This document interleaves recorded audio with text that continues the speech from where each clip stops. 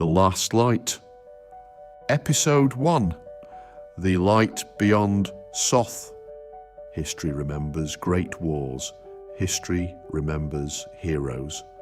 History remembers the names of kings, primarchs and conquerors.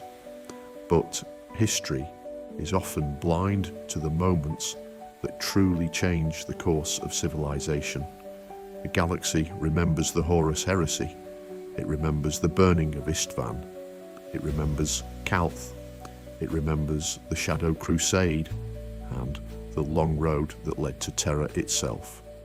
Entire libraries have been devoted to the battles that shattered the dream of the Emperor.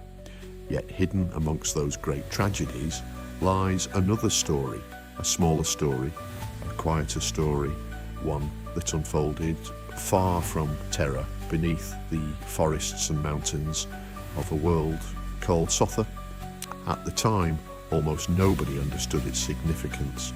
Even those present could not have imagined what their actions would ultimately unleash. Yet in hindsight, it is possible that the fate of the entire galaxy turned upon the events that occurred beneath Mount Pharos. To understand why, we must first understand the world itself. Sotha was not a famous world. It was not a forge world producing weapons for the Imperium. It was not a hive world housing billions of souls. Nor was it a centre of political power. Located within the realm of Ultramar, it was a remote and heavily forested planet. Vast woodlands stretched across much of its surface. Ancient mountains rose above endless seas of green. Mist clung to valleys and ridges, often hiding entire landscapes beneath blankets of grey cloud. To most of the Imperium, it was little more than a dot upon a star chart, a world of little consequence. But hidden beneath one of its mountains lay a secret older than humanity itself, a secret that would one day reach across the void between galaxies. The mountain was known as Mount Pharos, and beneath it rested a machine unlike anything mankind had ever created. Its origins were unknown, its builders were unknown, its purpose remained only partially understood. Even after years of study, the Imperium gave it a name. The Pharos, a simple name for something far beyond human comprehension. Unlike most relics uncovered during the Great Crusade, the Pharos appeared alive in its own way. It responded to those who interacted with it. It could guide fleets. It could communicate across impossible distances. It could connect places separated by unimaginable expanses of space. Even the greatest minds of the Mechanicum struggled to explain how it functioned. Many attempted to understand it. None truly succeeded. One of the few individuals who came closest was Barabas Dantioch, a loyal son of the Iron Warriors, a title that during the Horus Heresy made him a rarity. Once a respected warsmith beneath Perturabo, Dantioch had spent decades fighting the Emperor's wars. He had built fortresses, broken enemy strongholds, and survived battlefields that would have killed lesser men. When the Iron Warriors turned against the Emperor, Dantioch refused to follow. For that decision, he paid dearly. His legion abandoned him. His brothers became his enemies. His primarch condemned him. Yet he remained loyal, not because he expected reward, not because he believed anyone would remember his sacrifice, but because he believed it was right. That path eventually brought him to Sotha, and there he found something unexpected. Friendship. Alexis Polux of the Imperial Fists should have been his rival. Their legions had spent generations competing with one another. Perturabo and Dawn despised each other. The Iron Warriors and Imperial Fists embodied opposite philosophies of war. Yet where others saw rivalry, Dantioch and Polux saw competence. Respect grew into trust. Trust became friendship. In the darkest years of the heresy, The two warriors formed one of the most unlikely bonds in the Imperium. Neither knew how important that friendship would become. As the heresy spread across the stars, another legion was slowly collapsing. The Night Lords. Once united beneath Conrad Kurz, they had become fragmented and increasingly desperate. Many warbands fought for survival rather than ideology. They were predators living amongst the ruins of a dying empire. One such force was led by Krukesh, patient, intelligent, dangerous. Unlike many of his brothers, Krukesh understood strategy. He understood timing. Most importantly, he understood when a battle was already lost, and the war in Ultramar was turning against him. Then word reached the Night Lords of an ancient machine hidden beneath Mount Pharos, a machine capable of bridging impossible distances, a machine that might reunite scattered Night Lords' forces, a machine that might return them to the wider war, a machine that might allow them to continue fighting for Horus. For Krukesh, the opportunity was too valuable to ignore. He launched his assault. The attack upon Sotha came swiftly. The defenders understood immediately what the enemy wanted. The Night Lords were not interested in conquering the planet. They wanted the mountain. They wanted the Pharos. Everything else was secondary. Deep beneath Mount Pharos, Dantioch and Polux prepared for the coming battle. Both men understood the danger, not merely the danger posed by the Night Lords, but the danger posed by the machine itself. Dantioch had spent years studying the Pharos, years learning its mysteries, years discovering how little humanity truly understood. The more he learned, the more cautious he became. Power without understanding was dangerous, and the Pharos possessed power beyond measure. The fighting began in the outer chambers, then the inner corridors, then the halls surrounding the machine itself. Ancient passageways became killing grounds. Bolter fire echoed through stone corridors that had stood untouched for ages beyond memory. The defenders fought stubbornly. The Night Lords advanced relentlessly, slowly, patiently, like predators closing in on wounded prey. Days passed, casualties mounted. The defenders were steadily driven back, closer and closer to the heart of the complex, closer and closer to the Pharos. Then disaster struck. Alexis Polux was captured. Separated during the fighting, he was taken alive and brought before Krukesh. For most enemies, execution would have been enough. The Night Lords had other plans. Krukesh recognized an opportunity. The Pharos remained beyond his understanding. Its systems were alien, its mechanisms incomprehensible, its operation uncertain.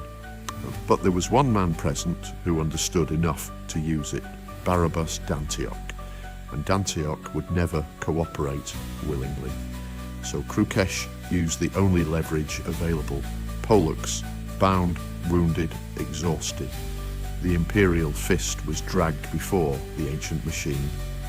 There, beneath the cold light of the Pharos, the Night Lords began their work. The torture was not intended to break Polux. The Imperial fist would never break. The true target was Dantioch. Every threat, every injury, every promise carried the same message: activate the Pharos, or watch your friend die. For Dantioch, it was an impossible choice. He knew the machine, he understood the risks, he understood that activating it under these circumstances could have consequences nobody could predict. Yet he also knew the Night Lords were not bluffing. Polux would die, slowly, painfully, and Dantioch would be forced to watch. Eventually he gave them what they wanted. The Pharos awakened. Ancient systems stirred to life. Hidden mechanisms began to move. Cold light spread through the chamber. The machine responded, slowly at first, then with increasing intensity. Strange phenomena manifested around the room. The air shimmered. Distances appeared distorted. Some warriors claimed they could see stars hanging within the chamber itself. Others felt an overwhelming pressure behind their eyes. Reality seemed uncertain, flexible, as though the boundaries of space itself were being bent. And then Dantioch realized something terrifying. The machine was becoming unstable. Energy levels climbed beyond anything he had previously observed. Ancient systems strained beneath impossible loads. The Pharos was no longer behaving predictably. It was spiraling towards catastrophe. For a brief moment, Dantioch searched for a solution, a way to save Polux, a way to stop Krukesh, a way to stabilize the machine. But the truth became impossible to ignore. The Pharos was dying, and there was nothing he could do to stop it. There was, however, one thing he could still control. One final choice. The Night Lords stood on the edge of victory. If they escaped, they would return to the wider heresy. More worlds would burn, more billions would die, and Polux would never leave the mountain alive. Dantioch made his decision. He pushed the Pharos beyond its limits. The reaction was immediate. Warning lights erupted across the chamber. Energy surged uncontrollably through the machine. The air vibrated, stone groaned. Reality itself seemed to bend beneath the strain. For the first time, genuine panic crossed Krukesh's face. Orders were shouted. Warriors scrambled for safety. But it was already too late. The Pharos had entered catastrophic failure. Light erupted from the ancient structure. Not fire, not plasma. Something stranger, something beyond human understanding. The chamber disappeared beneath impossible radiance. Night Lords were thrown from their feet. Others vanished within the storm of energy consuming the room. At the center of the chaos stood Barabas Dantioch, the loyal Iron Warrior, the exile, the builder, the defender of Sotha, the friend of Alexis Polux. He'd spent years protecting the Pharos. Now he would die with it. Then came the final pulse. For one brief moment, the Pharos fulfilled a purpose humanity had never truly understood. It became a beacon, a signal, a light. The pulse erupted from Sotha, beyond Ultramar, beyond the Imperium, beyond the stars of the Milky Way itself, crossing distances beyond human comprehension, racing into the darkness between galaxies. Then the machine died. The battle was over. The Night Lords had failed. Krukesh's ambitions lay in ruins.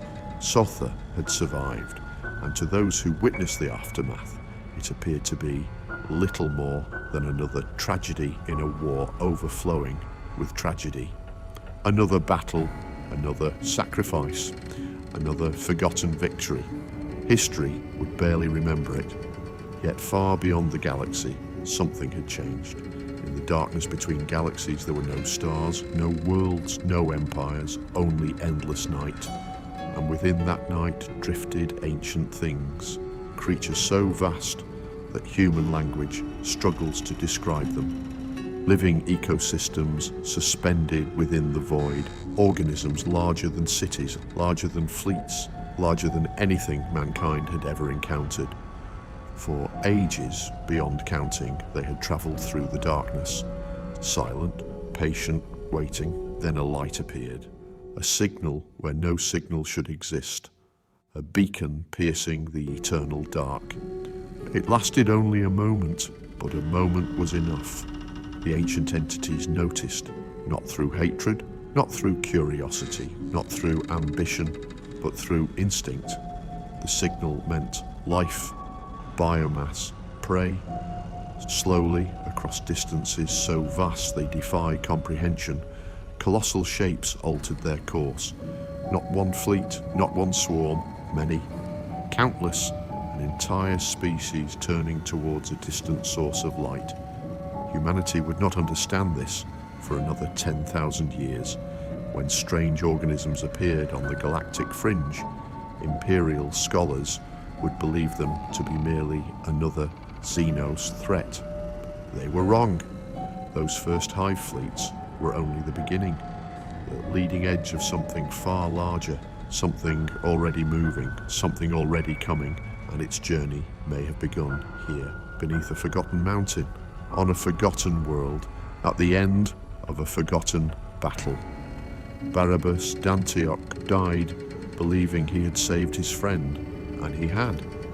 He died believing he had denied victory to the Night Lords, and he had. He died believing he had protected the Imperium, and for a time he had done that as well.